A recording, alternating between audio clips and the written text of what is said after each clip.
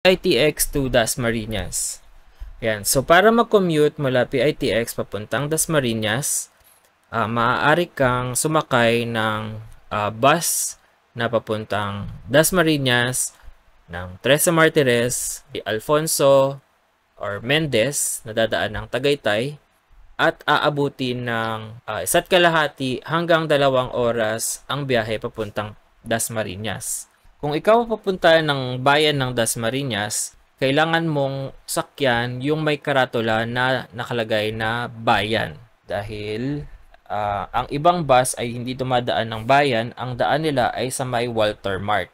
Yan, ito yung De La Salle, Dasma.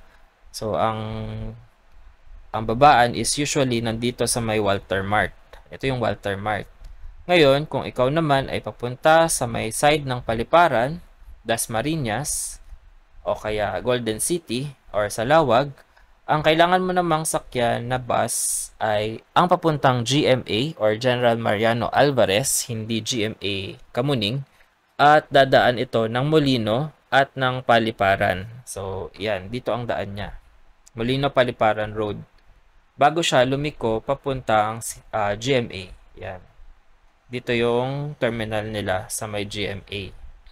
So, yan. Kung Unitap ang babaan mo, ayan, pwede ka rin sumakay ng GMA.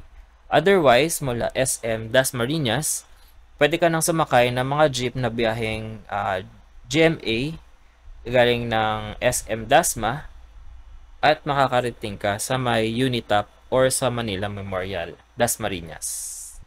So, yung mga bus na papuntang 13, dito siya lumiliko. So, ito yung Governor's Drive na papuntang 13 Martires. General Trias, yan yung Manggahan, papuntang Amadeo, yan. At ito ang 13 Martires na papuntang Tanza. Yan yung sa Tanza.